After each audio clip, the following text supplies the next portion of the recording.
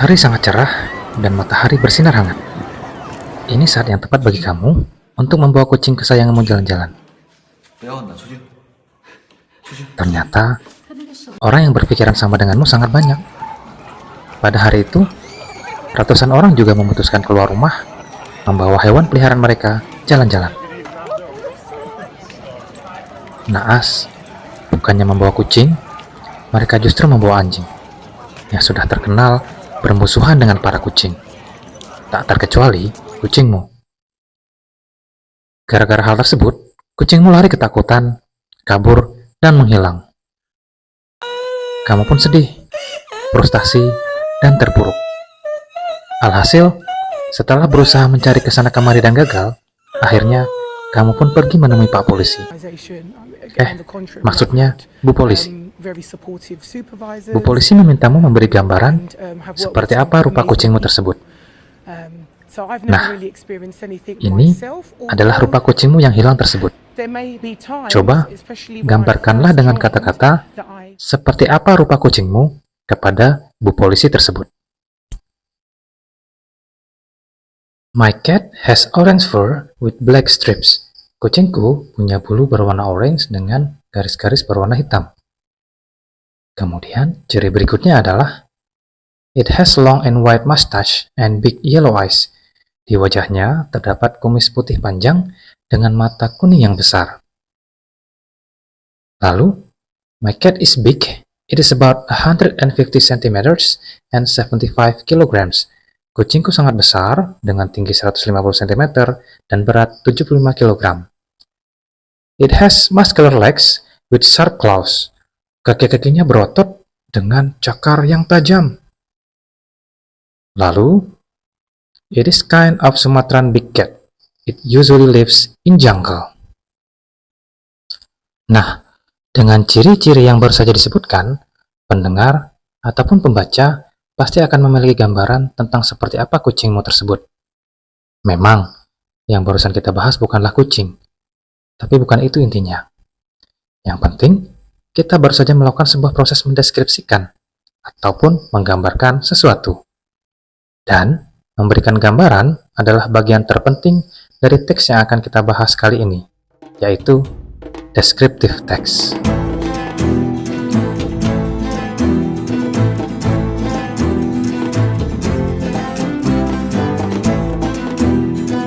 Apa itu descriptive text? Descriptive text is a text that we use to describe a particular thing in detail. Artinya, descriptive text adalah jenis teks yang digunakan untuk menggambarkan. Ingat, kata kuncinya adalah menggambarkan suatu objek secara khusus dan terperinci, seolah-olah pembaca bisa melihat, merasa, mencium atau menangkap dengan panca indera lainnya objek yang digambarkan tersebut. Jadi kita akan menjelaskan kepada pendengar atau pembaca dengan gambaran, dengan penceritaan kita terhadap ciri ataupun hal-hal lain yang membuat pembaca seolah bisa mengetahui objek yang kita bicarakan tersebut. Yang perlu diketahui berikutnya tentang descriptive text adalah generic structure atau struktur teks. Descriptive text memiliki dua struktur. Yang pertama adalah identification. Identification adalah bagian awal teks berupa gambaran umum tentang suatu topik atau objek yang dibahas. Misalnya, umur seseorang, tempat tanggal lahir, ataupun hal-hal umum yang dimiliki oleh objek yang kita bahas tersebut. Setelah membahas secara umum, membahas hal-hal umum yang dimiliki oleh objek, maka kita akan masuk ke dalam struktur teks berikutnya, yaitu bagian description.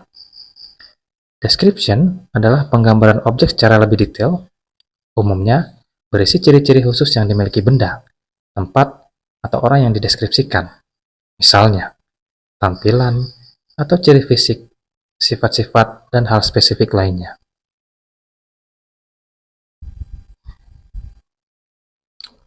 Hal berikutnya yang akan kita bahas adalah jenis-jenis teks. Beberapa hal yang paling umum dijadikan sebagai teks deskriptif adalah tema-tema berikut. Yang pertama adalah people, ataupun orang-orang. Dalam pembelajaran descriptive text di kelas 7, mendeskripsikan orang adalah teks yang paling utama digunakan. Orang-orang tersebut bisa saja orang-orang terdekat kita maupun tokoh-tokoh terkenal. Berikutnya adalah things ataupun benda-benda. Benda-benda di sekitar kita, benda-benda kesukaan kita, biasanya juga sangat umum dijadikan objek untuk descriptive text. Berikutnya adalah place. Place atau tempat juga biasa digunakan sebagai sebuah teks deskriptif. Tempat-tempat yang menjadi favorit kunjungan kita biasa kita gunakan sebagai tema untuk teks deskriptif. Berikutnya adalah animals atau pet. Apabila teman-teman memiliki hewan peliharaan di rumah dan kita ingin menceritakan tentang hewan tersebut kepada orang lain, maka kita bisa menggunakan descriptive text sebagai alat untuk menceritakan atau menggambarkan hewan tersebut kepada orang lain. Language feature ataupun unsur kebahasaan dari descriptive text. Yang pertama adalah focus on specific objects. Yang dimaksud adalah setiap teks deskriptif hanya akan menceritakan satu hal secara khusus. Maka judulnya akan mengerucut kepada hal yang sama-sama dibahas oleh pembicara maupun oleh pendengar, oleh penulis, ataupun oleh pembaca. Contoh, Neymar, my new car, Paris, my lovely dog. Semua hal tersebut adalah hal khusus yang dibahas dalam sebuah teks. Maka ini adalah ciri kebahasaan pertama. Yang kedua adalah penggunaan adjectives atau kata sifat. Dikarenakan descriptive text adalah teks yang menggambarkan ciri, karakter, dan sifat, maka akan sangat banyak penggunaan adjektif atau kata sifat dalam descriptive text. Apabila teman-teman menemukan sebuah teks yang banyak menggunakan kata sifat untuk menggambarkan ciri seseorang, ciri sesuatu, maka dapat dipastikan bahwa itu adalah sebuah descriptive text. Kemudian, use simple present tense dominantly. Pada umumnya, descriptive text akan menggunakan simple present tense atau kata kerja bentuk pertama. Namun, untuk beberapa kasus, tenses lampau juga bisa digunakan untuk menceritakan atau menggambarkan sesuatu yang terjadi atau yang berada di masa lalu. Berikutnya adalah banyak penggunaan linking verbs.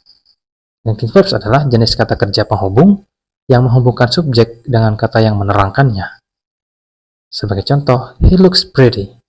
Looks di sini berfungsi sebagai linking verbs, yaitu menghubungkan antara subjek he dengan kata yang menerangkannya, yaitu pretty. It smells good. The house is big. Semua to be berfungsi sebagai linking verbs karena menghubungkan subjek dengan kata penjelasnya. Berikut ini adalah contoh teks deskriptif tentang orang dengan judul Lionel Messi. Seperti yang teman-teman bisa lihat, terdapat dua paragraf di sini.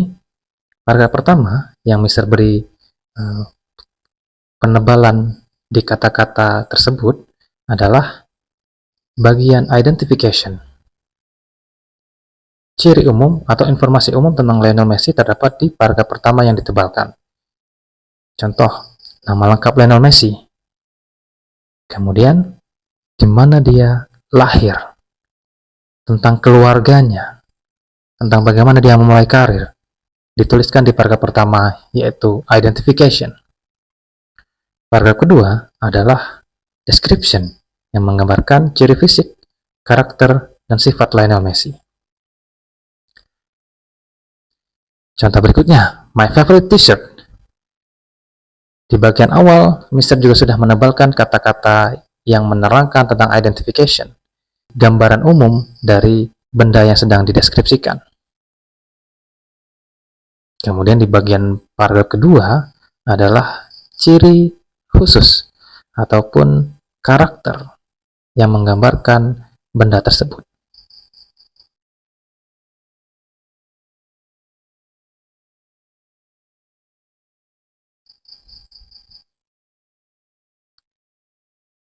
Mister juga memberikan contoh descriptive text yang menyatakan tentang tempat.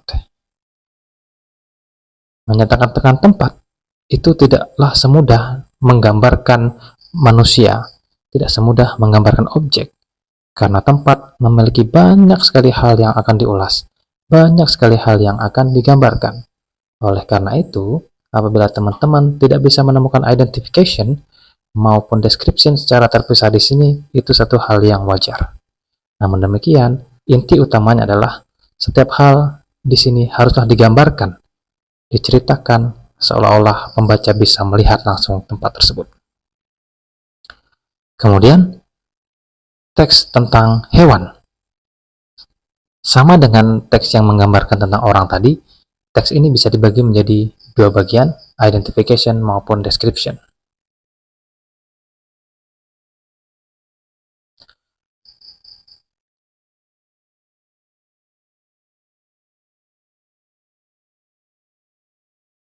Sekarang saatnya kita mencoba mengetes kemampuan teman-teman tentang tes deskriptif.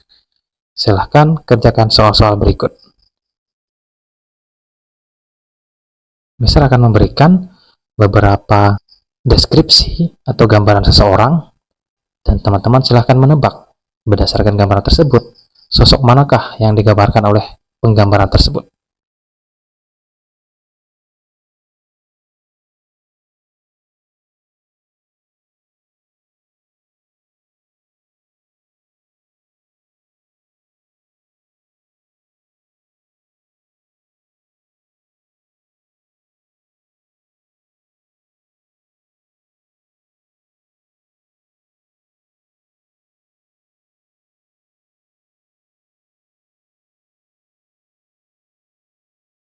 Ya, benar sekali. Apabila teman-teman menjawabnya nomor 3, yaitu Donald Trump, jawaban teman-teman sangat benar. Yang pertama, he looks strong and intimidating. Dia terlihat kuat dan mengintimidasi. He is about 70 years old. Di antara semua kandidat lain, sudah jelas bahwa hanya kandidat nomor 3 yang berusia di atas 70 tahun. His hair is thick and white. Rambutnya putih dan tebal. Ada 2 kandidat yang memiliki rambut putih, namun hanya nomor 3 lah yang memiliki rambut yang lebih tebal. His skin is white and pale. Kemudian, he has sharp eyes. Ini adalah ciri yang paling nampak dari kandidat nomor 3, yaitu Donald Trump. Mata yang sangat tajam. Kita coba lagi dengan pertanyaan berikutnya. He is so popular and rich. Kaya dan popular, terkenal. He is smart and friendly. Ramah dan cerdas. Mungkin teman-teman sudah bisa menebak. He has a muscular body. Tubuhnya berotot. His head is bald. Rambutnya atau kepalanya, ya, bald. Mungkin teman-teman sudah bisa menebak. Dan jawabannya adalah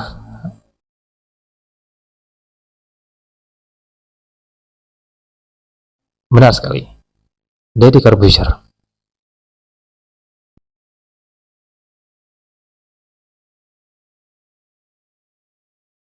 Berikutnya adalah kita akan membahas tentang benda.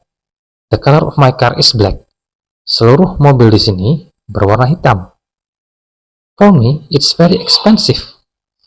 Bagi saya, mobil ini sangat mahal. The bottom of the car is high. Dasar ataupun alas dari mobil ini tinggi. Mungkin teman-teman sudah bisa menebak mobil mana yang memiliki dasar tinggi di antara gambar-gambar tersebut. It's not fast on the road, but it is really powerful on dirt and sand or hill. It has 4 big wheels. Sudah punya jawabannya?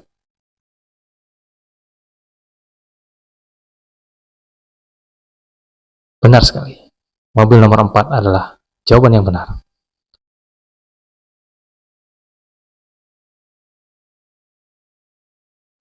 Berikutnya, penggambaran tentang animals.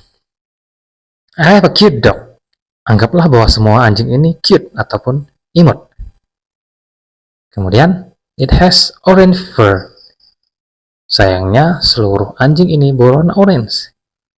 Mungkin teman-teman akan bingung, tapi lihatlah di ciri-ciri berikutnya. It is big. Artinya, anjing nomor 4 tidak masuk dalam kriteria. Its weight about 30 kilograms. It is a German Shepherd. Teman-teman mungkin tidak tahu yang mana German Shepherd, tapi teman-teman akan melihat di jawaban yang terakhir, di ciri-ciri yang terakhir. It has big triangle shaped ears.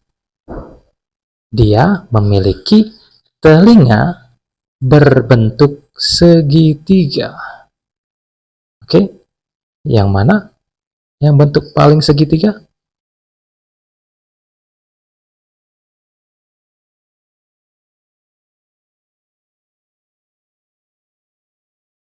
Iya, jawabannya adalah nomor 2. Nah, itu tadi teman-teman penjelasan Mister tentang descriptive text dan juga beberapa latihan soal yang sudah kita kerjakan. Seperti biasa, Mister akan memberikan soal latihan di link yang Mister berikan di deskripsi video. Sekali lagi, terima kasih sudah menonton dan belajar bersama Mister di channel Mister Andi Education. Thank you for watching. See you on the next lesson. Sampai jumpa.